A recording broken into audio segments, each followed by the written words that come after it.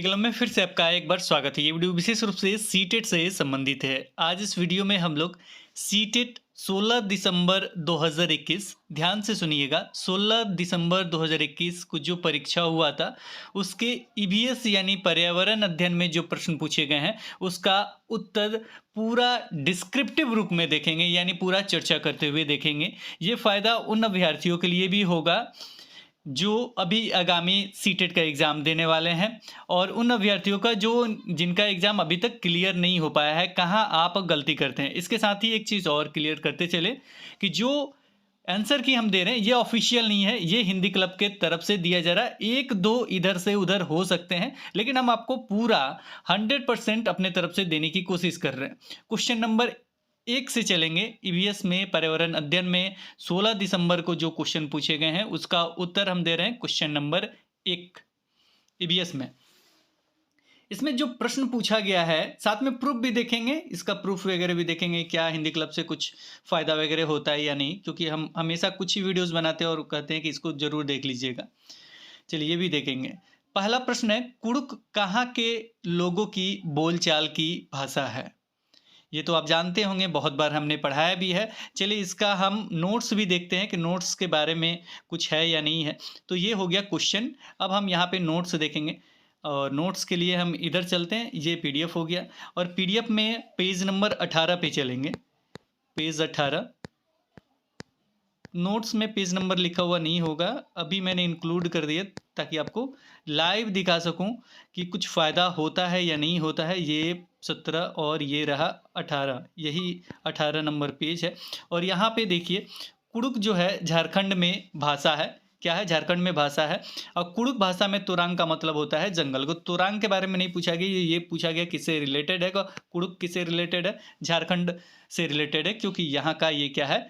भाषा है, बोलचाल का, बातचीत का क्या है? भाषा है। तो डायरेक्ट आंसर मिल रहा है आपको। फिर चलते हैं वहाँ, हम ज़्यादा तो दिखाएंगे नहीं, कि फिलहाल आपको इतना दिखा देते हैं। अब यहाँ पे देखिएगा किससे रिलेटेड हो गया, कहाँ की बोलचाल की भाषा है ये झारखंड का है। कि जिन्होंने भी एक लगाया होगा क्वेश्चन नंबर 1 का, वो बिल्कुल एक सही होगा। इसके साथ ही बताते चल दे कि हो सकता है कि क्वेश्चन नंबर 1 में कुड़ुक वाला क्वेश्चन आपका नहीं हो, तो कुड़ुक वाला क्वेश्चन देखिएगा कि कहाँ कुड़ुक लिखा हुआ, उस क्वेश्चन पे चले जाइएगा ईवीएस में। यानी क्रम संख्या इधर उधर देखने को मिल सकता है। आप इसका 1 नंबर क्वेश्चन जिनका है उन्हीं का मैंने लिया, जिस अभ्यर्थी ने दिया है। और भी अभ्यर्थी ने 16 तारीख को दिए हैं, लेकिन हो सकता है कि आपका जो होगा 5 नंबर या 10 नंबर पे ये क्वेश्चन हो सकता है। इसका ध्यान में रखिएगा, ऐसा मत लिख दीजिएगा कि सर ये तो क्वेश्चन था ही नहीं। चलिए अगला जो क्वेश्चन है, ये क्वेश्चन है क्वेश्चन नंबर 2। निम्नलिखित में से कौन भारत का संघ शासित प्रदेश है? हमने मैप पे एक लास्ट टाइम वीडियो बनाया था और नया वाला वीडियो बनाया था, और ये क्वेश्चन पूछा भी गया है। इससे पहले के क्वेश्चन में पूछा गया था, क्या क्वेश्चन पूछा गया था? कौन संघ शासित प्रदेश नहीं है? और हमने ये भी मैप में जो वीडियो बनाया था, बहुत ही बेहतरीन वीडियो है, और उसमें बताया कि किस तरह के क्वेश्चन पूछे जाते हैं, कितने टाइप के, और सब पे चर्चा करके एक एक करके मैंने याद करा दिया था। केंद्र शासित प्रदेश याद करवा दिया था मैंने, मतलब कौन कौन से हैं उसका नाम। अब बाकी सब जो हैं वो केंद्र शासित प्रदेश नहीं है, उसमें याद करने की क्या जरूरत है? जितने हैं उसको मैंने याद करा दी, एक एक चीज़ मैंने आपको बताया, ये भी पढ़ाया गया है। और ये पूछा भी क्वेश्चन है कि हमेशा कहते प्रीवियस ईयर बनाइए। अब समझ में आ रहा होगा, धीरे धीरे क्लियर हो रहा होगा। तो चलिए, जिन्होंने भी उत्तर लगाया है 4, जम्मू और कश्मीर, वो बिल्कुल सही है। क्वेश्चन नंबर 2 का आंसर होगा जम्मू और कश्मीर, बिल्कुल सही है। ये सब केंद्र शासित प्रदेश यानी संघ शासित। हमने ये भी अंतर बताया आपको उस वीडियो में, संघ या केंद्र दे देगा, लेकिन सीटेट में संघ शब्द इस्तेमाल हो रहा है। ये भी हमने क्लियर, अब इतने बच्चों जैसा मैंने समझाया, वो वीडियो जरूर देख लीजिएगा। और फेसबुक पे भी मौजूद है वो वीडियो, और यूट्यूब पे भी। यूट्यूब पे इसी चैनल पे सीटेट के सारे वीडियो मिलेंगे, हिंदी क्लब पे नहीं, हिंदी क्लब सीटेट चैनल पे। और इसको लाइक जरूर कीजिएगा। अगर आंसर की चाहिए तो कमेंट सेक्शन में लिखिए, जिसकी संख्या ज़्यादा होगी उसका आंसर की लाने की कोशिश करूँगा मैं। और ज़्यादा से ज़्यादा लाइक और सब्सक्राइब कर लीजिए। आंसर की स्टार्ट कर रहा हूँ मैं अभी, मतलब थोड़ा थोड़ा मिलते रहेगा, क्योंकि हिंदी क्लब पे बहाली का भी चर्चा चल रहा है। और इसके साथ ही एक और चीज़ मैं क्लियर कर दूं, जिसका ज़्यादा कमेंट होगा उस पर होगा। साथ में ये भी सजेशन दीजिएगा, क्या 16 तारीख का बाल विकास का मैं लेके आऊँ वीडियो, और साथ में मैथ का और हिंदी का वीडियो लेके आऊँ, या सबका ईवीएस में करा दूँ फिर बाल विकास सबका कराऊँ? ये आप कमेंट सेक्शन में बताइएगा। तो दूसरा का आंसर हो गया क्वेश्चन नंबर 2 का 4। चलिए क्वेश्चन नंबर 3 है, बिहार के लोगों के लिए मधुमक्खी पालन लीची प्रारंभ करने की सबसे अच्छी अवधि क्या है? सबसे अच्छी अवधि बताना है। वैसे जिनका उत्तर है दोनों ये उनका सही है, ये तीसरा भी इनका सही है, लेकिन इसका प्रूफ भी हम दिखा देते हैं, थोड़ा-सा प्रूफ दिखाना ज़रूरी है। इसका जो प्रूफ है ये पेज नंबर 4 पे है। चलिए देखते हैं पेज नंबर 4। पेज नंबर 4 ये हो गया आपका नोट्स, और इस पे हम करेंगे पेज नंबर 4, और ये पेज नंबर 4 कहाँ है का पेज नंबर जूम हो गया। पेज नंबर 4 होगा ऊपर में, पेज नंबर 4 2 3, और ये हो गया पेज नंबर 4। पेज नंबर 4 में हम चलेंगे, लीची से संबंधित क्वेश्चन है। लीची जो होता है कब होता है? अक्टूबर से दिसंबर तक। अक्टूबर से क्या होता है? दिसंबर तक। तो ये आंसर हो जाएगा अक्टूबर से दिसंबर तक। जहां लिखा होगा अक्टूबर से दिसंबर वो हो जाएगा बिल्कुल सही। को 3 नंबर क्वेश्चन का आंसर हो गया 4। चलिए क्वेश्चन नंबर 4 पे बढ़ते हैं। क्वेश्चन नंबर 4, चलिए क्वेश्चन नंबर 4 है, निम्नलिखित में से कौन सा समूह ईवीएस पाठ्यक्रम में सुझाए गए 6 थीमों में से 4 को सही ढंग से प्रस्तुत करता है? पहली बार क्वेश्चन ठीक ढंग से लिखा गया, सही ढंग से प्रस्तुत, ऐसा नहीं कि कौन है, सही ढंग से प्रस्तुत। यही पिछली बार गलती किया था उन्होंने, को सही ढंग से प्रस्तुत करता है, इसमें कौन सा होगा? इन्होंने दिया है 2। क्या आपको लगता है 2? बिल्कुल नहीं लगता है 2। जिनका भी उत्तर है, ये चीज़ मैं समझा दूँ, MCQ है ये, जो होता है ना कि मल्टीपल चॉइस क्वेश्चन, उसका शॉर्ट फॉर्म है। ये आंसर्ड है, स्टेटस यानी आपने आंसर दिया है। ये चूज एन ऑप्शन है, यानी इस जो अभ्यर्थी है उन्होंने क्या आंसर लगाया वो है, इस पे मत जाइएगा, ये बिल्कुल गलत है। आप देखिएगा तो कहीं भी पदार्थ लिखा हुआ नहीं मिलेगा। तीनों ऑप्शन में पदार्थ देखिए, तीनों में पदार्थ मिलेगा, लेकिन एक में पदार्थ नहीं है, वो बिल्कुल सही है। इसका भी प्रूफ देख लेते हैं। पदार्थ आपको देखना क्या है? पदार्थ खोजना है। क्या खोजना है उसमें? पदार्थ है क्या? किसमें? थीम में। 6 थीम भी दिया गया है, उप थीम भी दिया गया है, और ये सारा चीज़ पढ़ाया गया। अगर पढ़े होंगे तो निश्चित रूप से लगा कहेंगे। चलिए हम खोजते हैं और ये करते हैं ऐसे, और चलेंगे नोट्स पे, और नोट्स पे पेज नंबर हमने कुछ का पेज नंबर लिख लिया है। नोट्स के पेज नंबर 21-22 पे है शायद, ये 21-22 10 11 12 14 16 17 19 20 21 21 पे चलेंगे। 21-22 में है तो यहाँ देखिए थीम है, ये उप थीम भी है। देखिएगा, देखिए यहाँ पे परिवार मित्र का 4 उप थीम भी है। उप थीम से नहीं पूछा, थीम से पूछा। पदार्थ आपको खोजना है, परिवार एवं मित्र, ठीक है। अन्य थीम कौन है? भोजन है, पानी है, आवास है, यात्रा है। ये चीज़ें कैसे बनाते हैं? कहीं पदार्थ दिखा? नहीं दिखा, तो क्यों टिक किया बाबू आपने? तो ये क्या हो गया आपका? गलत हो गया। तो ये गलत हो गया किनका? जिन्होंने टिक किया था। चलिए हम करेक्ट आंसर पे चलते हैं, उनका छोड़िए। तो ये हो गया करेक्ट आंसर, क्योंकि इसमें पदार्थ नहीं है। परिवार और दोस्त यानी परिवार और मित्र मिल गया। देखिए इन्होंने साफ सुथरा लिखा है। पिछली बार गलती से हमने उनको ये भी किया था, 1000 रुपये लगा के ना सारा चीज़ जो होता है RTI वगैरह, RTI भी किया था, साथ में ऑब्जेक्शन भी किए थे। चलिए यहाँ पे भोजन भी दिया है, पानी भी दिया है, यात्रा भी दिया है, और ये क्या हो गया? सही हो गया। चलिए एक चीज़ नहीं, ठीक है, यहाँ भी और लगाया है, और यहाँ पे और नहीं लगाया, यहाँ पे और नहीं लगाया, कि इधर आप लोग टिक कर दे, थोड़ा सा फंसाने वाला काम किया। चौथा नंबर क्वेश्चन है। 5वें नंबर क्वेश्चन पे आते हैं, क्वेश्चन नंबर 5। क्वेश्चन नंबर 5 है, अपने खेतों के अधिक उपज प्राप्त करने के लिए कोई किसान उर्वरकों और पीड़कनाशियों का अधिक में उपयोग करके खेतों को बार बार धान की फसल उगा रहा है। एक तो देखिए इन्होंने उपयोग क्या किया है? उर्वरक उपयोग किया है और पीड़कनाशी। थोड़ा सा पता नहीं ये क्वेश्चन क्यों ऐसे PDF में डाउनलोड हो रहा, बड़ा बड़ा रहता है, मजा आता है देखने में भी। तो चलिए उर्वरक मैं समझा देता हूँ। उर्वरक और पीड़कनाशी का उपयोग किया है। इसके साथ ही उर्वरक क्या होता है, खाद क्या होता है, दोनों में अंतर क्या होता है? खाद का आप इस्तेमाल करते हैं, मतलब एक तरह से समझिए कि खाद बहुत बेनिफिट देता है। समझिए मत कि खाद क्या होता है, बस इतना समझिए, खाद मतलब बहुत अच्छा वाला चीज़। उर्वरक मतलब जो हम निर्मित किए ना, वो वाला खराब वाला चीज़, जो बार बार उपयोग करेंगे ना, कुछ भी होगा ही नहीं, खराब कर देगा। उसके साथ इन्होंने और लगा दिया कि पीड़कनाशी का उपयोग कर रहे हैं। यहाँ लिखा पीड़कनाशी, यानी जो उसमें जीव जंतु उसको मार के हटा दे, सब पीड़क वगैरह खत्म कर दें। अब इसका उपयोग क्या कर रहे हैं ना, खेत में बार बार करें, लो और डालें और उपज जाए। मतलब उर्वरक का इस्तेमाल इस समय यूरिया और ये सब क्या है, हम लोग निर्माण किए हैं। तो जाहिर सी बात है कि प्रकृति जो देता है वो अच्छा होता है, लेकिन हम लोग जब निर्माण कर दिए हैं तो जाहिर सी बात है कुछ ना कुछ लॉस जरूर होगा। लॉस क्या होता है, धीरे धीरे उसका उर्वरक क्षमता घटते जाता है, ये याद रखिएगा। तो ये क्या हो गया ना, उर्वरक और खाद जो होता है हमेशा बेनिफिट देगा। अब यहाँ पे आगे समझा रहा हूँ मैं कि एक हो गया उर्वरक और पीड़कनाशी हमेशा बार-बार कर रहे हैं, इससे क्या हो रहा है? खेत खराब होगा। और उसके बाद क्या कर रहे हैं? बार-बार धाने फसल उगा रहे हैं। क्या हमेशा धानें चाहिए इनको, धान उगा रहे हैं, धान उगा बार-बार उगा रहे हैं, तो इससे क्या होगा ना, खेत जो होगा अब एक ही फसल उगाने से बढ़िया फसल नहीं देगा, खराब होगा। उसमें बीच-बीच में फसल चेंज करना चाहिए, दलहनी फसल वगैरह ये सारी चीज़ बताए गए हैं, पढ़ाए गए हैं।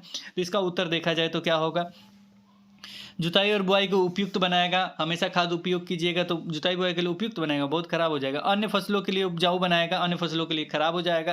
केवल धान की फसलों के उपयोगी बनाएगा, ये भी खराब हो जाएगा। जो बच गया वो क्या हो जाएगा? Correct answer, answer number 4। अंततः किसी भी फसल को उगाने के लिए अनुपयुक्त बनाएगा, किसी भी फसल को उगाने के लिए क्या करेगा? अनुपयुक्त बनाएगा, क्योंकि इन्होंने क्या किया है? उर्वरक का बार बार इन्होंने इस्तेमाल किया, अधिक मात्रा में उपयोग है। मान लीजिए मेरे पास कैपेसिटी है ईवीएस केवल पढ़ाने की, या बाल विकास केवल पढ़ाने की, और हमको क्या कीजिए कि इंग्लिश वगैरह सब कहिए कि सर सब पढ़ा दीजिए, तो होगा कभी?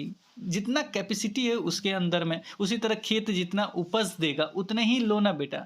ज़्यादा लोगे तो क्या होगा? जितना है सब निचोड़ जाएगा, पता चलेगा कि उसमें कुछ लास्ट में मिलेगा ही नहीं, खत्म हो जाएगा। चलिए ये हो गया क्वेश्चन नंबर 5 का क्या हो गया? आंसर 4। चलिए क्वेश्चन नंबर 6 पे चलते हैं।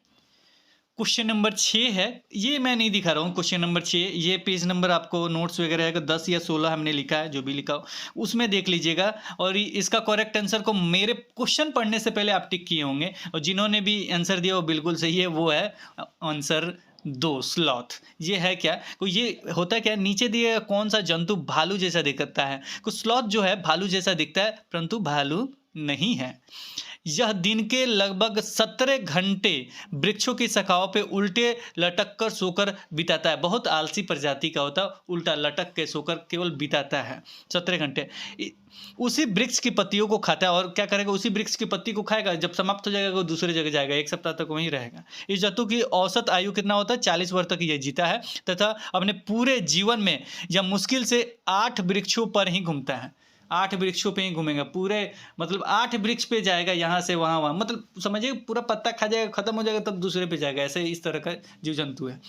तो ये क्या है? कौन सा जीव है जो भालू जैसा दिखता है और इतना आलसी प्रजाति का होता है? तो ये है आपका स्लॉथ। जिन्होंने भी आंसर टिक किया होगा 2 नंबर स्लॉथ, वो बिल्कुल सही है। 6। अब चलते हैं क्वेश्चन नंबर 7 पे। क्वेश्चन नंबर 7 है, सीखने के लिए निरंतर आकलन के लिए आवश्यक तत्व है। निरंतर आकलन, निरंतर आकलन हो गया कि हमेशा जब भी क्लास कर रहे पढ़ा रहे हैं आप, हमेशा पढ़ा रहे हैं, तो उसमें आकलन जरूरी है। पता चलना चाहिए आपको कि हाँ बच्चा कैसे सीख रहा है, क्या सीखा क्या नहीं सीखा, हमको कौन सी विधि का प्रयोग करना चाहिए, कौन सी विधि का नहीं प्रयोग करना चाहिए। आकलन मीन्स आप देख रहे हैं कि बच्चा क्या सीखा क्या नहीं सीखा, मतलब पूरा अच्छे तरीके से देख रहे हैं। यह आकलन, निरंतर आकलन के लिए आवश्यक तत्व हैं। क्या तत्व हैं इसमें आपको बताना है।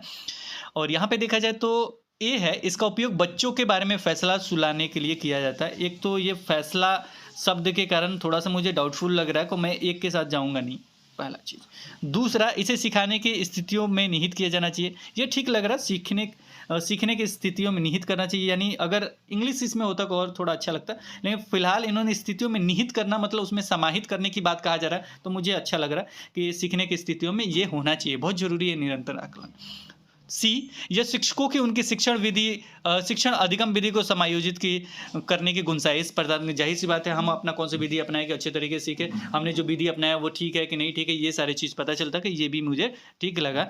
और ये पहला मुझे अच्छा नहीं लगा, फैसला सुनाने, हम फैसला करने आए हैं कि पढ़ाने आए हैं, जो भी मेरे पास ज्ञान है वो देने आए हैं, तो ये अच्छा चीज़ है।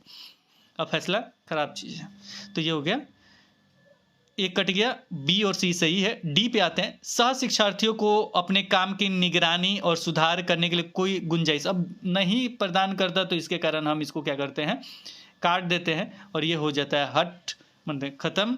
और 2 बच गया, और ये हो गया बी और सी। मेरे नज़र में बी सी कहीं होगा तो सही है, नहीं तो देखा जाएगा कुछ और। बी सी बिल्कुल दिया है, और ये है ऑप्शन नंबर 7 में 3, और ये बिल्कुल सही करेक्ट आंसर है, 7 का 3 बी सी मेरे नज़र में। इसके साथ ही बताते चले, अगर किसी भी उत्तर से नाखुश होंगे आप तो कमेंट सेक्शन में जरूर बताइएगा, विथ कमेंट। कमेंट मतलब विथ डिस्क्रिप्टिव कमेंट, कि सर ये मेरे ख्याल से ये सही हो सकता है, नहीं गुंजाइश लिखा है लेकिन इसका मतलब ये लिख रहा है, तो समझाइएगा, हम समझेंगे, फिर उस पर अपडेट लिया जाएगा। सह शिक्षार्थियों को अपने काम की निगरानी और सुधार के लिए, नहीं, ये मुझे गलत लग रहा है। यहाँ पे करेक्ट आंसर आपका यही होगा, बी और सी। BC करेक्ट लग रहा है। चलिए आगे बढ़ते हैं अगले क्वेश्चन की तरफ। हाँ, ये क्वेश्चन है बनाने वाला और यहाँ पे इन्होंने लिखा है आपका घर एक्स पर स्थित है। चलिए मेरा घर जो है एक्स पे स्थित है, हम अपना घर बना लेते हैं। घर बनाने के लिए मुझे एक बिंदु बनाना पड़ेगा। चलिए हमने बिंदु बना लिया और ये हो गया मेरा एक्स, ठीक है। और आपका विद्यालय, ठीक है, हम विद्यालय जा रहे हैं और वो विद्यालय कहाँ है, वाई पे स्थित है, ठीक है। वाई पे बनाएंगे, थोड़ा सा और देख लेते हैं कि वाई है कहाँ। यद्यपि आपका विद्यालय ठीक सामने है, अब एक्स यहाँ है तो वाई कह रहा है कि ठीक सामने। चलिए हम यहाँ पे बना लेते हैं ठीक सामने। ये मेरा घर हो गया, ये हो गया मेरा विद्यालय। क्या बात है, डायरेक्ट चला जाऊँ।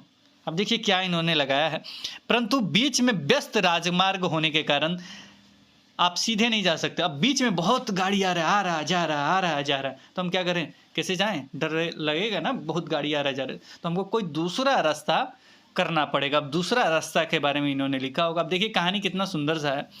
ये वाई है और ये एक्स है, ये हो गया मेरा स्कूल और ये हो गया मेरा घर। घर मतलब जी फॉर घर, एच लिख दूंगा तो एच भी चल सकता है, हाउस भी चल जाए। चलिए घर लिख दिया मैंने, यहाँ एस लिख दिया, स्कूल लिख दिया।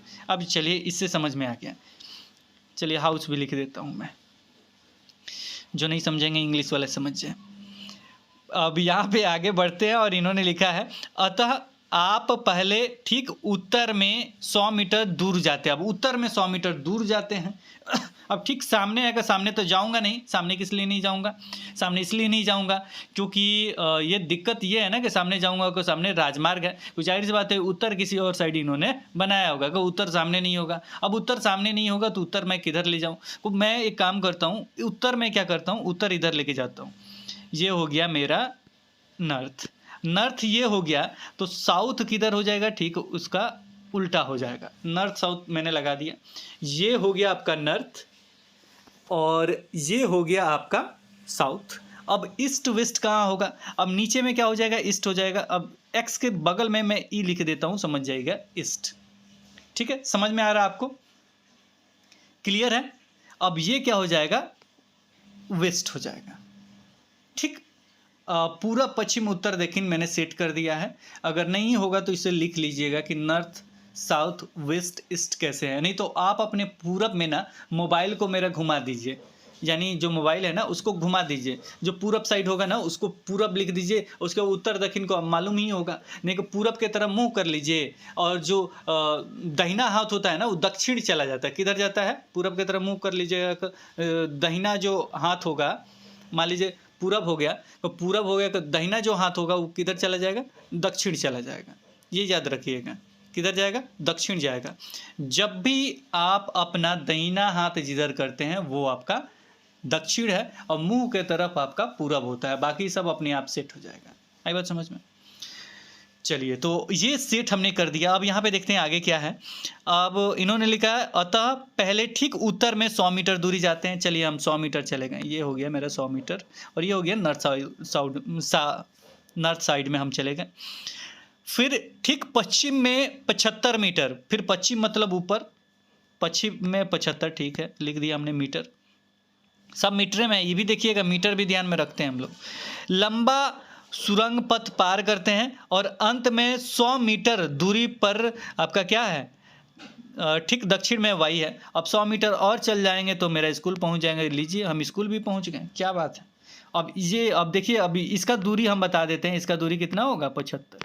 इसका दूरी कितना होगा, 75। ई 75 बराबर होगा ना, इतनी ही दूरी है ना। अब इसमें किसी को कन्फ्यूजन होगा तो हमसे पूछे।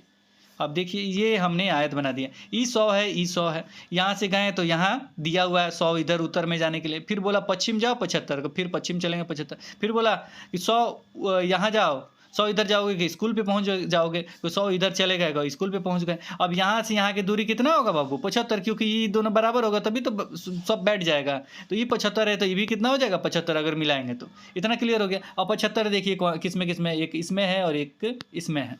या तो एक होगा नहीं को 3 होगा। अब ये कह रहा है कि पूरब में कि पश्चिम में। अब यहाँ देखते हैं क्या लिखा है, वाई पर विद्यालय के सापेक्ष, विद्यालय के सापेक्ष पूछा है ना कि विद्यालय मेरा ये है, इसके सापेक्ष मतलब इधर, तो तीर मेरा इधर जाएगा कि इसके सापेक्ष किधर है, तो ये है आपका वेस्ट और ये है पूरब, तो ये पूरब में है। घर आपका किधर है? पूरब साइड में, यानी विद्यालय के सापेक्ष। इस पे वीडियो भी है मेरा, एक एक चीज़ पॉइंट बाय पॉइंट मैंने बताया उसमें। को जब भी ये हमेशा इसी तरह पूछता है, अगर विद्यालय के सापेक्ष पूछेगा तो किधर जाएगा ये? को पूरब में। को 75 मीटर कहाँ गया? पूरब में। ये 1 नंबर सही हो जाएगा। 75 मीटर ठीक पूर्व में है। 75 मीटर कहाँ है? ठीक पूर्व में है। अगर ये विद्यालय के सापेक्ष पूछता, किसके सापेक्ष? सॉरी, ये विद्यालय है ना, तो विद्यालय के सापेक्ष है तो ये हो गया पूरब में। अगर ये घर के सापेक्ष पूछता, किसके सापेक्ष? घर के, तो घर नीचे है तो घर से देखेंगे ऊपर के, ये हो जाता पश्चिम। दोनों में कंफ्यूज मत होइएगा, जिसके सापेक्ष पूछेगा वहां से मेरा तीर स्टार्ट होता है, वहां से तीर स्टार्ट होता है और जिधर जाता है वो मेरा दिशा हो जाता है। तो विद्यालय के सापेक्ष यानी तीर यहां से हम मारेंगे तो इधर जाएगा। इधर किस दिशा में जा रहा है? तो ये पूरब दिशा में जा रहा है, क्योंकि हमने यहाँ ईस्ट लिखा है। तो ईस्ट हो जाएगा 75 मीटर ठीक पूर्व में। पूरा क्लियर 100% हो गया होगा। और इस तरह का प्रश्न आएगा तो मुझे नहीं लगता कि कभी क्लियर करने की जरूरत पड़ेगी। चलिए आगे देखते हैं अगला क्वेश्चन। Question number 9। कुणाल ने कपड़ों की बधेज की रंगाई पर कार्यशाला करने के लिए, जो भी कार्यशाला है उसमें करने के लिए अपने विद्यालय में एक स्थानीय कारीगर को आमंत्रित किया। यानी जो भी वहाँ के लोकल जो कारीगर है उनको आमंत्रित किया गया। और आमंत्रित करने के बाद क्या हुआ कि स्थानीय कारीगर को आमंत्रित करने के उद्देश्य निम्नलिखित में से इसके अतिरिक्त है। क्या बात है, इन्होंने क्वेश्चन थोड़ा सा फंसाया, ध्यान से समझिएगा। इसके अतिरिक्त है यानी किसके अतिरिक्त है, यानी कौन इसमें निगेटिव है, बाकी सब क्या है उसके उद्देश्य के लिए है। मैंने बुलाने के लिए उद्देश्य, यानी स्थानीय कारीगर को जो बुलाया गया वो जरूरी था इस काम के लिए। कौन ऐसा है जो उसमें सहायता नहीं करेगा, यानी निगेटिव कौन है पॉजिटिव कौन है, ये आपको बताना है ध्यान से। अतिरिक्त मतलब हो गया कि 3 एक जैसा होगा, एक जो होगा अलग होगा, जो फायदा नहीं पहुंचाएगा। चलिए ये देखते हैं। पहला है शिक्षार्थी टाई और रंगाई में उपयोग हुए तकनीक की सराहना करें। जाहिर सी बात है साइंस है तो साइंस का थोड़ा सा सराहना कीजिएगा। और हमने देखा है ईबीएस वगैरह में सराहना वाले जो ऑप्शन है लगभग सही हुए हैं, तो यहाँ सराहना वाला हम भी कर देते हैं सही, कि जो भी टाई और रंगाई में उपयोग हुए तकनीक की सराहना करें। मानी ये अच्छा चीज़ है। चलिए अगला है शिक्षार्थी कारीगर के ज्ञान और कौशल की सराहना करें। फिर सराहना है तो चलिए हम भी चलते हैं सराहना के साथ, चलो चलते हैं। टाई और डाई को हाथ से करने के अनुभव प्रदान करना। अब यहाँ पे बच्चा दिया होता है ना, क्लास 1 का है 2 का है तो थोड़ा सा दिक्कत होता है, लेकिन क्लास 5 का है अगर बच्चा तो निश्चित रूप से अनुभव प्रदान करना बहुत जरूरी है। अनुभव ले लिया, हाथ से करने का अनुभव ले लिया, तो ये सबसे पॉजिटिव अगर कोई पूछेगा ना तो ये करेक्ट आंसर हो जाएगा ऑप्शन नंबर 3। लेकिन इन्होंने पूछा किसके अतिरिक्त।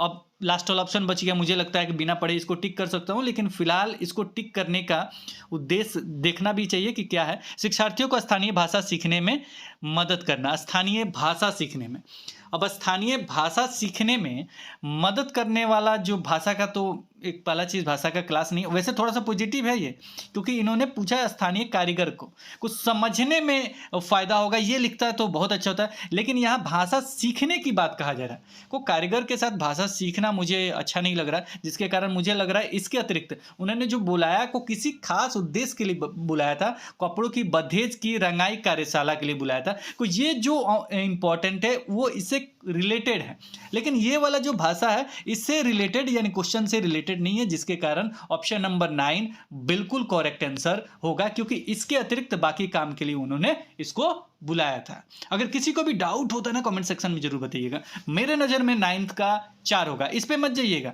ये क्या इन्होंने ठीक है, इस पे मत जाइए। 9 का क्या होगा? 4 होगा। चलिए क्वेश्चन नंबर 10 पे चलते हैं। 10 है भूषण पर अपनी कक्षा, ध्यान से सुनिए, भूषण अपनी कक्षा 2 की भाषा की कक्षा में थीम यानी यात्रा को एकत्रित करना चाहते थे। भूषण एक टीचर है, एक शिक्षक दे तो ठीक था, इन्होंने नाम दिया, हम समझे कि बच्चा है कि क्या पता ही नहीं चल रहा। शिक्षक है भूषण, अपनी कक्षा मतलब उनका अपना कक्षा, एक मतलब टीचर हैं को पढ़ाने जाते हैं कक्षा 2 में। उसके बाद भाषा की कक्षा में, और क्या है भाषा की कक्षा में है, ये भाषा मतलब लैंग्वेज की कक्षा में थीम आप जानते हैं जो भी थीम था उसमें यात्रा था, वही थीम यात्रा को एकीकृत करना चाहते थे। यात्रा को क्या करना चाहते थे? एकीकृत करना चाहते थे। तो आप किस संसाधन का सुझाव देंगे जो कक्षा के संपादन के लिए सबसे उपयुक्त है? कक्षा के संपादन के लिए सबसे उपयुक्त है। एकीकृत करना चाहते थे, एक तरह से इकट्ठा करना चाहते थे। को कौन से संसाधन, इतने सारे संसाधन बताए गए, को कौन सा संपादन सबसे ज़्यादा उपयुक्त है यात्रा के संबंध में? और ये कक्षा 2 के बच्चे हैं, छोटे बच्चे हैं, वो क्या कर सकते हैं इसके बारे में बताना है। पहला है इन्होंने यात्रा पर श्रव्य दृश्य क्लिप, ठीक है, कुछ हद तक अच्छा है। दूसरा देखते हैं यात्रा पे कविता। अब कविता वाला मामला थोड़ा सा बड़ा बच्चा रहता है तो मजा आता है, तो भी ठीक है। बच्चों के साथ यातायात पर अपने अनुभव, बच्चों के यातायात पर अपने अनुभव। और चौथा है यातायात के साधन पर मॉडल, ये प्रतिमान। अब देखिए सबसे इंपॉर्टेंट है अनुभव, सबसे इंपॉर्टेंट है जो भी अनुभव, जो भी सीखा उस चीज़ को देखना, उस चीज़ को रखना।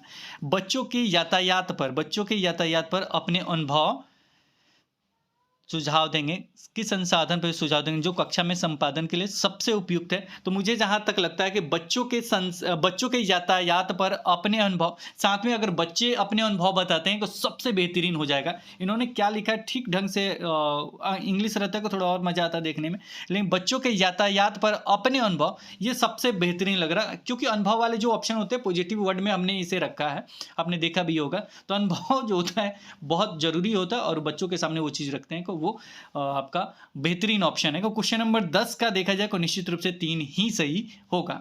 और श्रव्य दृश्य भी सही है एक नज़र में, लेकिन उतना बेहतरीन नहीं। अगर किसी चीज़ को आप डायरेक्ट ले जाकर दिखाते हो वो सबसे बेहतर है। और श्रव्य दृश्य हो गया कि लास्ट ऑप्शन पे, उसके बाद उसके लास्ट ऑप्शन पे आएगा आपका मॉडल, और उसके लास्ट ऑप्शन पे कुछ और आएगा। तो फिलहाल क्वेश्चन नंबर 10 के आपके 3 होगा। आगे बढ़ते हैं अगले क्वेश्चन की तरफ। समुदाय संसाधन के रूप में उपयोग करने का औचित्य है। समुदाय संसाधन के रूप में समुदाय जो होता है संसाधन के रूप में उपयोग करना चाहिए, ये उपयोग करने का औचित्य है। क्यों इसका उपयोग किया जाना चाहिए? पहला दिया है शामिल नहीं करने में समुदाय नाराज हो जाएगा। नाराजगी से क्या मतलब है? हमको मतलब है बच्चों के वास्तविक जीवन में जब वो जाए तो बहुत ही मतलब जो भी उनके प्रॉब्लम से उसके सॉल्यूशन मिल जाए। दूसरा देखते हैं, दूसरा से पहले हम नीचे से चलते हैं। ऑप्शन नंबर 4, या बिना प्रश्न करे स्थानीय ज्ञान को लोकप्रिय बनाने और फैलाने में मदद कर रहा है। बिना प्रश्न करें, अरे बच्चे प्रश्न करते हैं तो ये क्या हो गया? गलत। बच्चे प्रश्न करते हैं, उनका सोल्यूशन उन्हें मिलना चाहिए।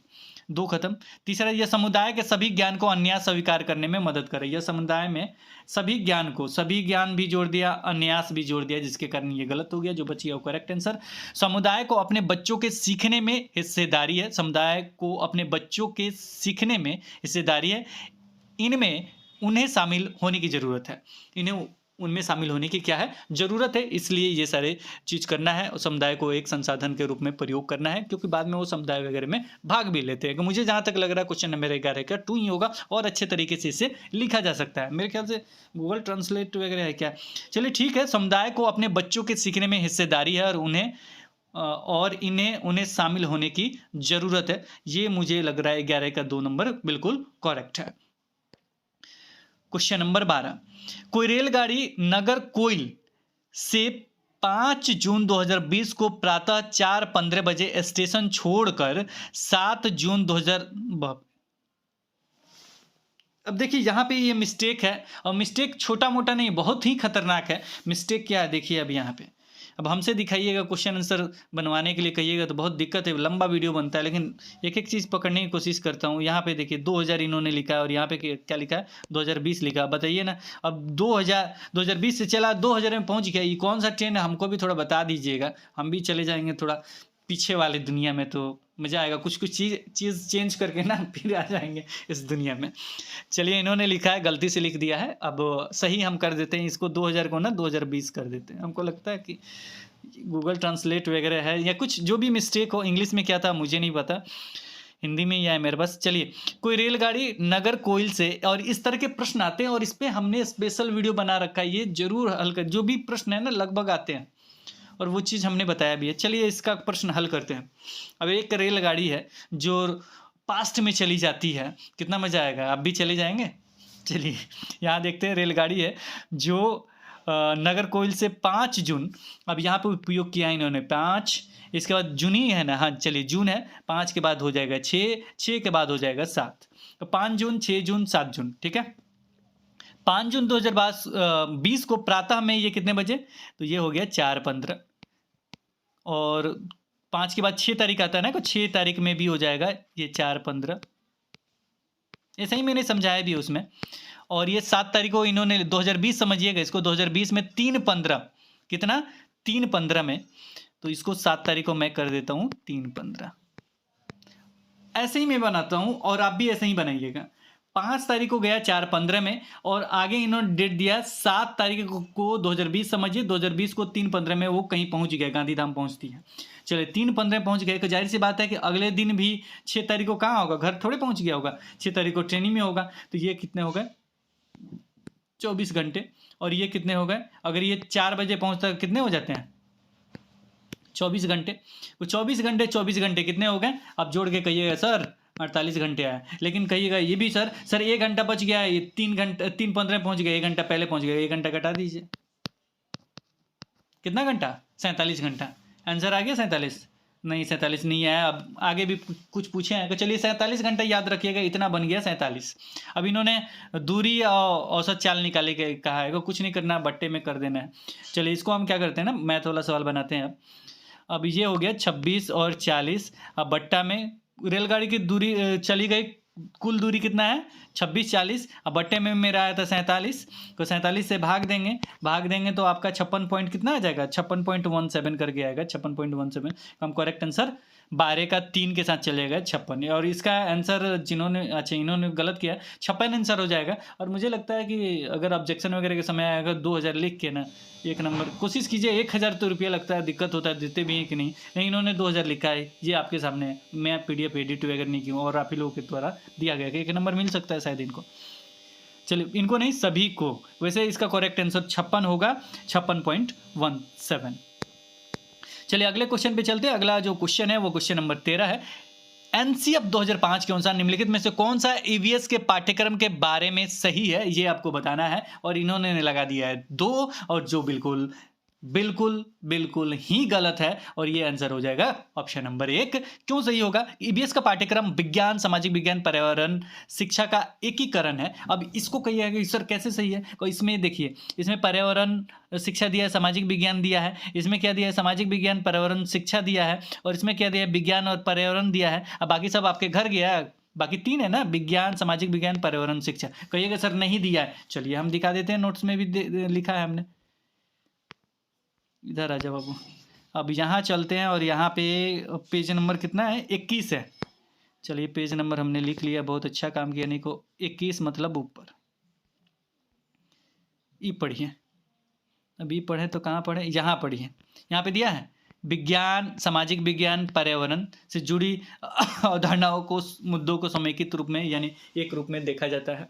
कितना दिया, विज्ञान दिया है, सामाजिक अध्ययन दिया है, पर्यावरण दिया है, तीनों दिया है ना, कि तीनों जहाँ लिखा होगा वो सही हो जाएगा। तो सही कौन हो जाएगा, ऑप्शन नंबर 1 हो जाएगा, जो बिल्कुल सही है। 13 का क्या हो जाएगा, 1 हो जाएगा। चलिए आगे बढ़ते हैं अगले क्वेश्चन की तरफ। चलिए ये प्यारा सा क्वेश्चन, और बीज है, और बीज मतलब बीज वाले पार्ट से है, और जिन्होंने पढ़ा होगा बिल्कुल सही है, और कुछ करना ही नहीं है। चलिए हम भी देखते हैं। निम्नलिखित में से फलों और सब्जियों के चुनिए जिनमें भीतर बीज होते हैं। ये फल और सब्जी नीचे दिए गए हैं, बताना ये है कि किन में बीज होते हैं। करेला में बीज होता है, करेला आपने खाया है, करेला का सब्जी खाया कीजिए, कड़वा होता है लेकिन फ़ायदेमंद होता है, हम भी नहीं खाते हैं, आप भी मत खाइए, लेकिन खाना चाहिए, बहुत ज़रूरी है, फ़ायदेमंद होता है। चलिए करेला में क्या होता है ना, बीज होता है। खीरा खाते ही हैं, खीरा में तो बीज होता है, हम भी खाते हैं, आप भी खाते हैं। चीकू नहीं खाया होगा, चलिए छोड़िए, चीकू के बारे में देखेंगे बीज होता है कि नहीं। अगर ये मतलब ऐसा कोई ऑप्शन ढूंढेंगे, देखिए कभी कभी होते हैं ना, यहाँ पे एक शॉर्ट ट्रिक बता रहा हूँ मैं, कभी कभी होते हैं ना, किसी के बारे में आप नहीं जानते हो सकता है चीकू के बारे में नहीं जानते हो, इसका मतलब हार चाहिएगा नहीं तुरंत कि पता नहीं अब क्या होगा, चीकू नहीं जानते, आंसर दे पाएंगे कि नहीं दे पाएंगे, ऐसा सोचते हैं ना, ऐसा मत सोचिएगा। देखिए कैसे, भिंडी अब तो खाते हैं ना सब्जी में, वो गोल गोल बिया जो होता है, चलिए वही। अब प्याज है, प्याज में आपने बीज देखा है? सर प्याज काटते हैं, बीज आज तक हमको नहीं दिखा। बीज नहीं दिखता है, इसको क्या करेंगे ना, बिन बीज वाला कर देंगे और इसको कर दिया हमने गोला। नाशपाती हो सकता है, नाशपाती आपने नहीं खाया। नाशपाती में कोने में ना एक बीज होता है, 2-3 बीज होता है उसमें। चलिए नाशपाती नहीं खाया है आपने, इसको भी छोड़ दीजिए। अब यहाँ पे आलू मिल गया, ऐसे टिक कर देते हैं हम, आलू मिल गया। आलू में बीज देखा है आपने? आलू तो खाते हैं आप। प्याज भी खाया आपने, आलू भी खाया, दोनों में बीज आपने देखा है? अब ये तो कमेंट सेक्शन में आपने बताना पड़ेगा। अब देखिए आलू, देखिए कहाँ कहाँ आलू, इसमें है, आलू इसमें है, 2 ठो में आलू है और 1 ठो में क्या है, प्याज है। जब आलू प्याज दे दिया और आपको पता है कि आलू प्याज हम खाएं, उसमें बीज नहीं होता, कि तीनों कट गया, जो बच गया वो करेक्ट आंसर है। यानी 14 का क्या होगा, ऑप्शन नंबर 4 बिल्कुल सही है। चलिए आगे बढ़ते हैं। इसी तरीके से क्वेश्चन आंसर दिया जाता है, कोई हार्ड क्वेश्चन नहीं था, नहीं मज़ा आ रहा है। शिक्षार्थियों को पोर्टफोलियो बनाने के लिए अच्छे तरीके क्या हैं? पोर्टफोलियो बनाना है, पोर्टफोलियो मतलब पूरा लेखा जोखा बच्चे का, शिक्षार्थी का बनाना, हाँ वही बच्चे का, किसी का भी पोर्टफोलियो बनाया जा सकता है, पूरा लेखा चिट्ठा उसका कि क्या है क्या नहीं। चलिए इसमें देखा जाए तो एक विशिष्ट कारण के आधार पर पोर्टफोलियो में शामिल किए जाने वाले काम का चयन करना। अब देखा जाए तो ए के बारे में कुछ सोचना नहीं है, क्योंकि सभी ऑप्शन में क्या है, ए है। चलिए बी पे चलते हैं।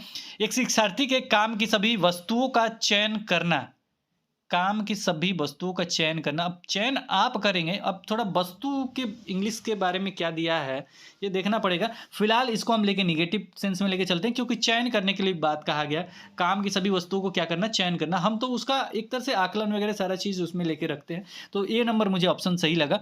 चलिए सी देखते हैं। शिक्षार्थियों को अपने काम का चयन, शिक्षार्थियों को अपने काम का चयन और उसको पोर्टफोलियो में शामिल करवाना, करवाना। अब ये करवाने वाले जो ऑप्शन के कारण ना, ये भी मुझे गलत लग रहा है, क्योंकि मैं बी और सी छोड़ देता हूँ। बी और सी क्या है, मुझे उतना संतुष्ट नहीं कर पा रहा बी और सी।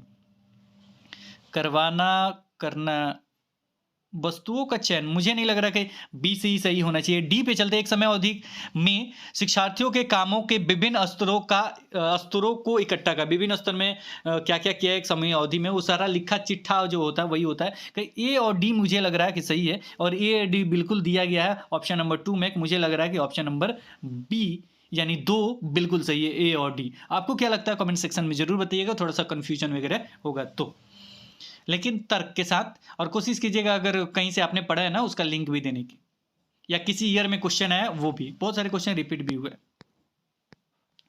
चलिए ये है प्याज से संबंधित क्वेश्चन। और प्याज वाला जो कहानी है ना, प्याज, वो हमने बताया भी होगा, प्याज वाला कहानी पढ़ाया है। अब नहीं होता है ना कि एनसीईआरटी बुक है ना, मैं लाइन बाय लाइन कोशिश कर रहा हूँ पढ़ा दूँ पूरा लाइन बाय लाइन, ताकि नोट्स में ना कुछ चीज़ें छूट जाता है। मैं नहीं चाहता हूँ कोई चीज़ें छूटे।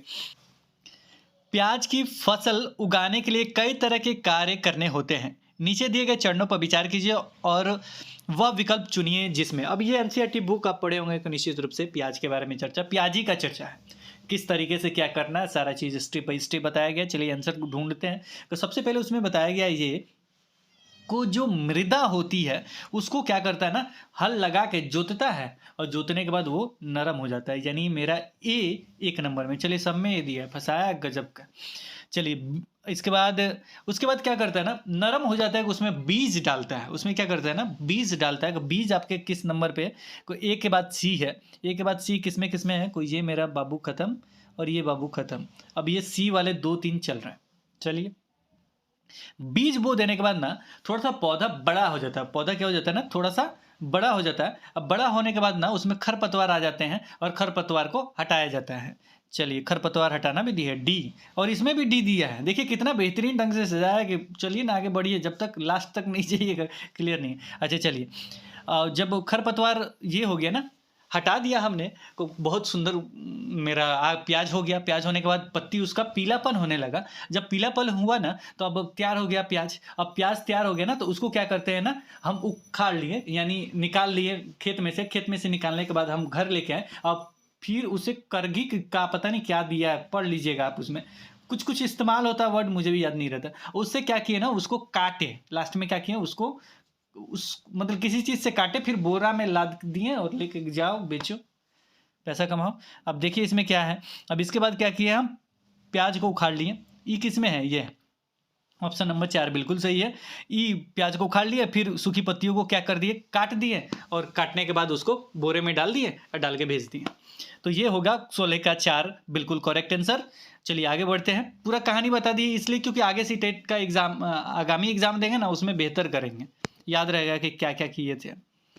इसके बाद क्वेश्चन नंबर 17, आरोही ने अपने शिक्षार्थियों को अपनी कक्षा का मानचित्र खींचने को कहा। जब भी मानचित्र खींचने वगैरह को कहा जाएगा तो ये सापेक्ष स्थिति का पहचान वगैरह से संबंधित हो जाएगा। ये जो होता है मानचित्रण वगैरह, मैपिंग वगैरह, जब भी चर्चा आता है ना, को सापेक्ष स्थिति वगैरह के बारे में चर्चा होता है। मैथ वगैरह में ज़्यादा क्वेश्चन ये पूछा गया, तो मुझे लग रहा है 17 का 1 होगा। ज़्यादा चर्चा नहीं करेंगे क्योंकि इससे बहुत सारे क्वेश्चन आए हुए हैं, एक बार जरूर देख लीजिएगा। चलिए आगे बढ़ते हैं। ब्रेल लिपि में मोटे कागज पर उभरे हुए बिंदु बने होते हैं। यह लिपि आधारित होती है 6 बिंदुओं पर। किसी को पूछना है तो पेज नंबर नोट्स क्या, आप पेज नंबर, वैसे क्वेश्चन नंबर 16 जो प्याज वाला था ना, वो क्लास 4 का पेज नंबर 14 था, और ये जो पेज नंबर 1 ही पे होगा मेरे ख्याल से। क्वेश्चन नंबर 18 जो होगा पेज नंबर 1 पे होगा। चलिए देख लेते, 6 है, 6 ही होना चाहिए। वैसे कुछ चीज़ें हमें दिखा देना चाहिए। चलिए इसमें देखते हैं, 6 बिंदु, हाँ यहाँ नहीं, इसमें नहीं दिया, 2 पे दिया है क्या, हाँ 6 बिंदु, ठीक है। कुछ 6 बिंदु कहाँ चले गए, करेक्ट आंसर पे चले गए। ये 18 का क्या हो गया, 1। अगला क्वेश्चन है ईवीएस यानी एक ईवीएस शिक्षक, यानी एक पर्यावरण अध्ययन के शिक्षक अपने शिक्षार्थियों को पड़ोस में इस्तेमाल होने वाले, जो भी आस पड़ोस है उसमें इस्तेमाल होने वाले विभिन्न ईंधनों का सर्वेक्षण करने को कहता है। कि जाओ पता करो, सर्वेक्षण करो, बगल में कौन सा ईंधन का उपयोग हो रहा है, बताओ ये उसमें कौन सा लकड़ी का हो रहा है, कि वो गैस चूल्हा है, कि कौन सा ईंधन है, कि सूरज वाला ईंधन है, कौन सा ईंधन है, क्या करो, कोयला है, क्या है, जाओ देख के आओ। अभी ये ईवीएस थोड़ा सा चेंज होना चाहिए क्योंकि मोदी जी आए हैं तो सबको गैस चूल्हा दिलवा दिए, अब लकड़ी पे कम ही खाना बन रहा है। चलिए ईंधनों पर सर्वेक्षण करने को कहता है। इस सर्वेक्षण के संचालन के दौरान निम्नलिखित में से कौन सी प्रक्रिया कौशल विकसित की जा सकती है। कौन सा कौशल विकसित किया जा सकता है। पहला है परिकल्पना, यानी एक तरह से कल्पना करना, तर्क वगैरह के लिए एक परिकल्पना बनाना। मुझे नहीं लग रहा कि परिकल्पना वगैरह होगा। अब इसके बाद है रिकॉर्डिंग, अभिलेखन और सुनने के कौशल। कुछ हद तक ठीक है, लेकिन उतना अच्छा नहीं लग रहा कि लिखने और सुनने वगैरह के बारे में ये कहा जा रहा है। क्योंकि एक क्या काम कराया जाए, ईंधन पे काम कराया जा रहा है। पहले क्या होता था ना, लकड़ी का इस्तेमाल बहुत ज़्यादा होता था। उसके लिए क्या होता था, पेड़ पौधे को काटा जाता था। पेड़ पौधे हमारे लिए बहुत लाभप्रद है, धुआं भी निकलता था उससे, बहुत ज़्यादा धुआं वगैरह होता था। तो उससे क्या होता है, दिक्कत होता था, बहुत ज़्यादा दिक्कत होता था कोई। इसलिए मुझे नहीं लग रहा कि ये लिखने और सुनने वगैरह के कौशल से संबंधित हो जाएगा, लेकिन उससे फ़ायदा होगा करने जाएंगे तो। पूर्वानुमान के कारण इसको मैं हटा देता हूँ। गहन चिंतन, इसमें गहन चिंतन वगैरह कराया जा सकता है बच्चे से, कि देखिए ये ईंधन है तो ये हानि है, ये फ़ायदा है, ये वो हेन तेन पूरा किया जा सकता है। क्वेश्चन नंबर 19 का हो जाएगा आपका 4। आपको क्या लगता है कमेंट सेक्शन में बताइएगा। चलिए ये हो गया क्वेश्चन नंबर 20। हमारे देश के नीचे दिए गए राज्यों में से किसमें एल्युमिनियम की खान है। पता नहीं क्या लिखा है, हमारे देश के नीचे दिए गए, अच्छा नीचे दिए गए राज्यों में। ऐसे थोड़ा क्वेश्चन थोड़ा ठीक ढंग से ये किया रहता तो ठीक रहता, हमारे देश के नीचे दिए गए राज्यों में। चलिए ठीक है, जो भी हो, तो एल्युमिनियम की खान है। क्वेश्चन भी तो बहुत ज़्यादा बनाना गया होगा ना। अब यहाँ पे मुझे सर्दी वगैरह लग रहा, सब हो जाएगा।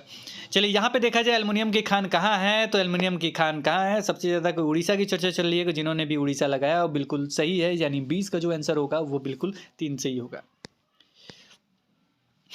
आगे चलते हैं, अगला क्वेश्चन 21। खेल और पहेलियाँ ईवीएस के शिक्षण और अधिगम के महत्वपूर्ण हिस्से हैं। क्यों हिस्से हैं, क्योंकि वे शिक्षार्थियों को मजे करने, ऑप्शन 2 पर मजे करने के समय प्रदान करते हैं, हटा दिया हमने। इनका कक्षा में संपादन आसान है, आसान मतलब खेल पहेली करते रहो, टीचर जी सोते रहें। आसान का मतलब मुझे तो यही लगता है इजी। तो ये दोनों क्या हट गए, 2 बच गए। वे कक्षा को एक रास्ता से विराम प्रदान करते हैं, खेल और पहेलियाँ। अब एक बार नोट्स में इसको देख लीजिएगा। दूसरा, वे शिक्षार्थियों को अपने आप पैटर्न खोजने को देते हैं। अपने आप पैटर्न, शिक्षार्थियों को अपने आप, ये तो बढ़िया लग रहा मुझे। एक रास्ता को विराम देते हैं, ये उतना बढ़िया नहीं लग रहा, लेकिन हो सकता है एनसीईआरटी का जो शिक्षकों के लिए जो दो बातें लिखा होता है उसमें देख लीजिएगा, ये हो सकता है उसमें लिखा हो तो। लेकिन मुझे ये अच्छा लग रहा है कि पैटर्न को खोजने को देते हैं, यानी ये कुछ खोज से संबंधित ऑप्शन है। जो खोज होता है ना वो पॉजिटिव वे में आता है, और पॉजिटिव वे जो होता है वो सही होता है। यानी पॉजिटिव शब्द इसमें लगा हो, खोजने का मौका देते हैं, खेल और पहेलियाँ। इसलिए ईवीएस शिक्षण और अधिगम के ये क्या है, महत्वपूर्ण हिस्से है। क्वेश्चन नंबर 21 का 4 नंबर बिल्कुल सही है।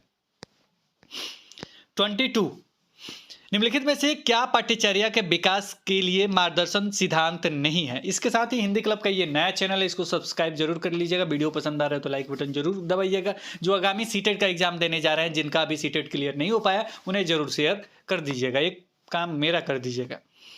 निम्नलिखित में से क्या पाठ्यचर्या के विकास के लिए मार्गदर्शन सिद्धांत नहीं है। अब देखिए, इतना बढ़िया प्रश्न है, सिद्धांत नहीं है, और यहां दे दिया बहुत अच्छा। मैंने ऑप्शन पढ़ने की जरूरत नहीं, इसको केवल टिक कीजिए, बिल्कुल सही हो जाएगा। परीक्षा को आसान बनाना, परीक्षा वगैरह से संबंधित जो भी ऑप्शन आता है केवल टिक कीजिए, आगे बढ़िए। याद करना, परीक्षा करवाना और अलग अलग गुटों में बांट देना, द्वंद्व इससे पैदा होता है कि ये सारे ऑप्शन आएंगे तो देख के टिक करना। तो 22 का हो जाएगा ऑप्शन नंबर 2 बिल्कुल सही है। बाकी सब पढ़िएगा, थोड़ा सा तेजी कर रहा हूं मैं।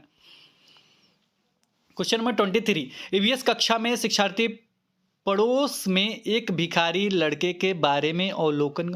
ईवीएस कक्षा में शिक्षार्थी यानी जो भी वहाँ बच्ची है या लड़का लड़की जो भी है, वो क्या है, एक भिखारी लड़के के बारे में अपना अवलोकन साझा करती है। यानी जो लड़की है ना, वो साझा करती है भिखारी लड़के के बारे में, और वो जानना चाहती है कि उसके माता पिता उससे स्कूल क्यों नहीं भेजते, यानी उसके माता पिता उसे स्कूल नहीं क्यों नहीं भेजते, और वो भीख क्यों मांगता है। इस तरह का वो अनुभव या अपना अवलोकन साझा करती है। तो इसके बाद शिक्षक क्या है, एक शिक्षक के रूप में आप शिक्षार्थी को कैसे जवाब देंगे। एक शिक्षक के रूप में शिक्षार्थी को कैसे जवाब देंगे, जो भी शिक्षार्थी उसको कैसे जवाब देंगे। पहला, आप उसे सुनेंगे पर अपने पाठ्य योजना तक सीमित रहेंगे, जो भी अपने पाठ्य योजना बनाया वहां तक सीमित रहेंगे।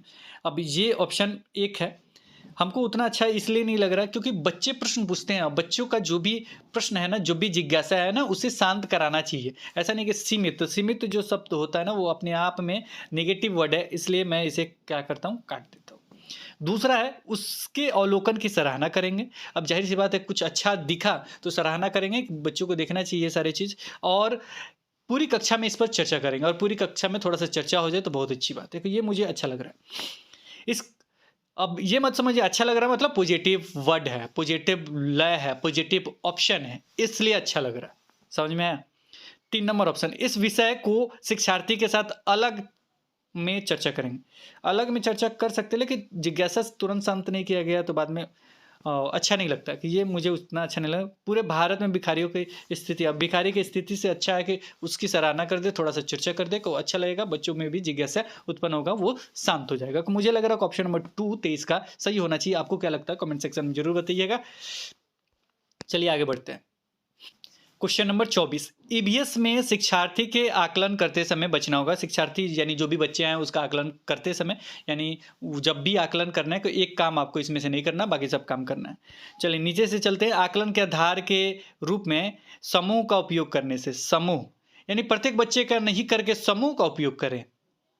कहने का मतलब क्या है, अगर ये समूह का उपयोग कर रहा है कि प्रत्येक बच्चे का नहीं करके एक समूह का उपयोग करें और उसके आधार पे हम आकलन कर लिए, ये मान लें, तो ये हो जाएगा बिल्कुल गलत, इससे बचना चाहिए। यानी 24 का ऑप्शन नंबर 4 मुझे लग रहा है। नीचे से हमने पढ़ना स्टार्ट किया और 4 ही मुझे गलत लग रहा है। बाकी सब आप देख लीजिएगा, कमेंट सेक्शन में जरूर बताइएगा आपको क्यों लगता है वो सही। फिलहाल मुझे 24 का 4 आंसर सही लग रहा है, क्योंकि एक समूह का अगर बात की जाए, पूरे समूह पे आकलन हम कर ले, आकलन के आधार के रूप में समूह का उपयोग करने से, तो इससे बचना चाहिए। समूह के उपयोग करने से प्रत्येक बच्चे का आकलन होना चाहिए।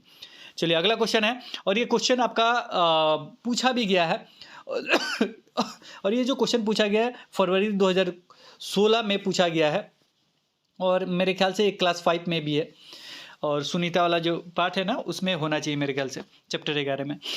और ये जो क्वेश्चन है 2016 फरवरी में भी पूछा गया है सीटेट पेपर 1 ईवीएस में, और इसमें कुछ नहीं करना है, इसको पढ़ देते हैं। वैसे हमारी पृथ्वी ग्लोब की भांति गोल है। वास्तव में पृथ्वी पर ऊपर या नीचे कुछ नहीं होता, यह सब सापेक्ष है। हम भारत के लोग वास्तव में दुनिया के पृष्ठ के नीचे दिए गए जिस देश के लोगों के सापेक्ष उल्टे खड़े हैं, वह देश कौन सा है? तो वह देश है अर्जेंटीना।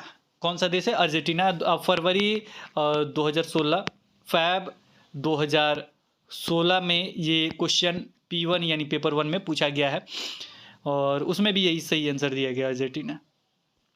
इसलिए कहते हैं प्रीवियस ईयर बना के जरूर जाइए। और ये तो फंसने वाला क्वेश्चन दिया, गजब का आंसर, गजब का क्वेश्चन दिया है।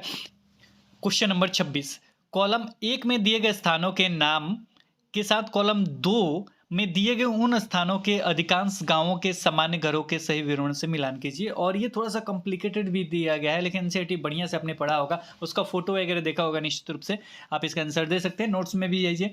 चलिए यहाँ पे देखते हैं असम। असम जो है ना, असम में क्या होता है, खूब बारिश होता है तो पानी नहीं लग जाता, पानी लग जाता है तो बांस का खंभा लगा देता है, पूरा फीट ऊपर घर बनाता है।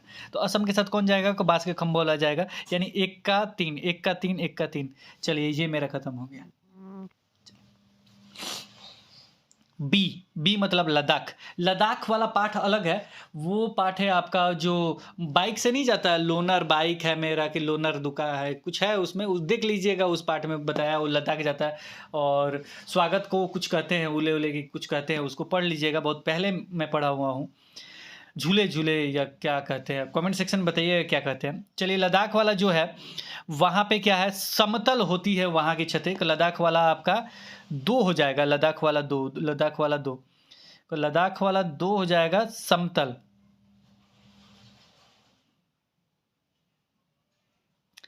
पत्थर के घर बनता है, लकड़ी के फर्श होते हैं और लकड़ी की चपटी सतहें होती, चपटी।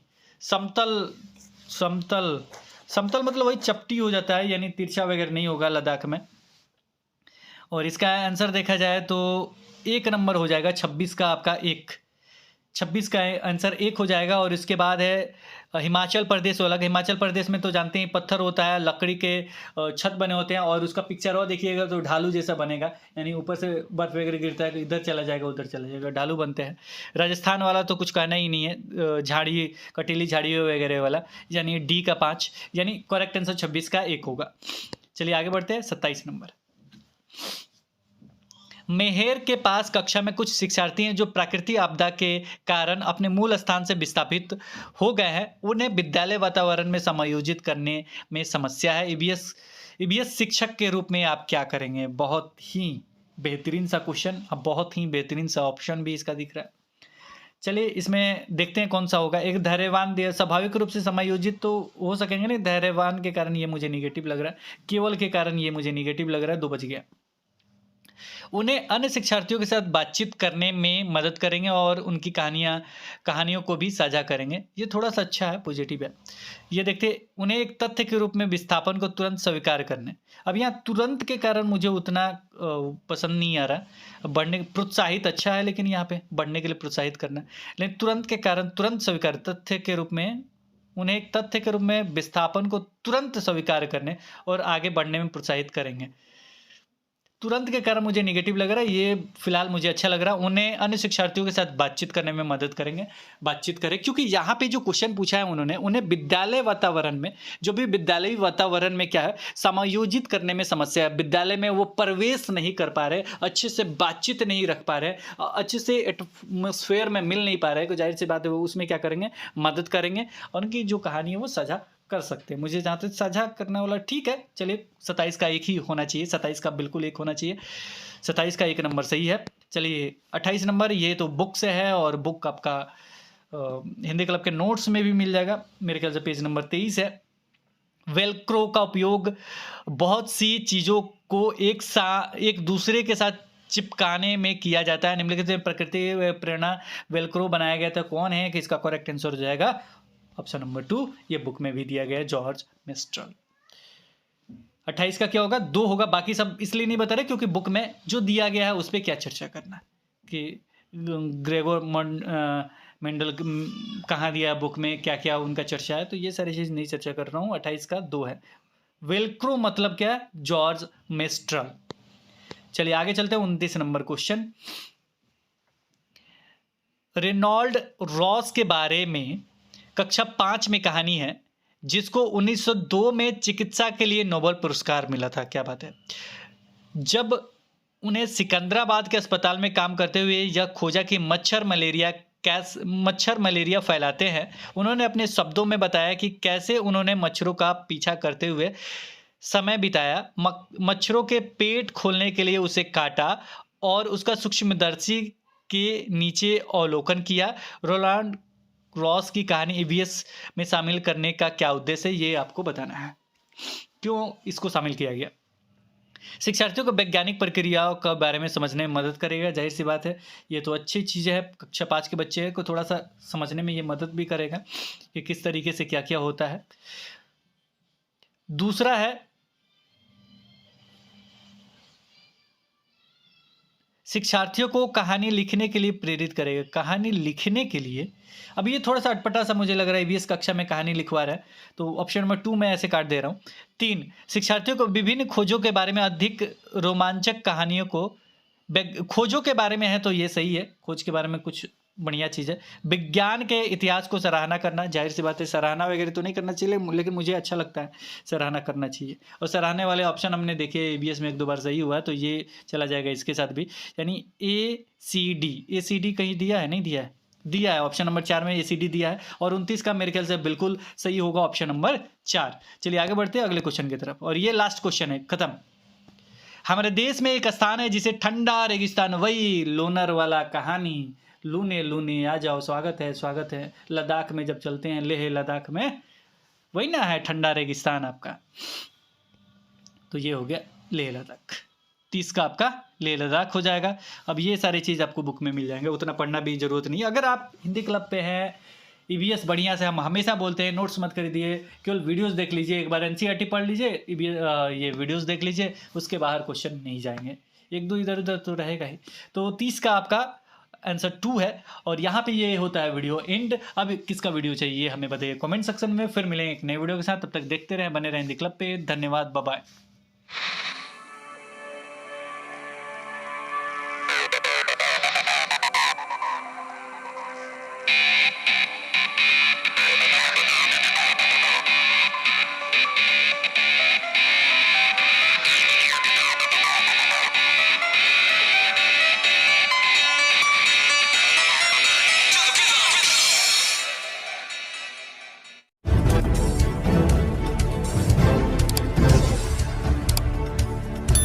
सब्सक्राइब कीजिए हिंदी क्लब को, दबाइए इस बेल आइकॉन को ताकि हमारा वीडियो आपको मिले सबसे पहले।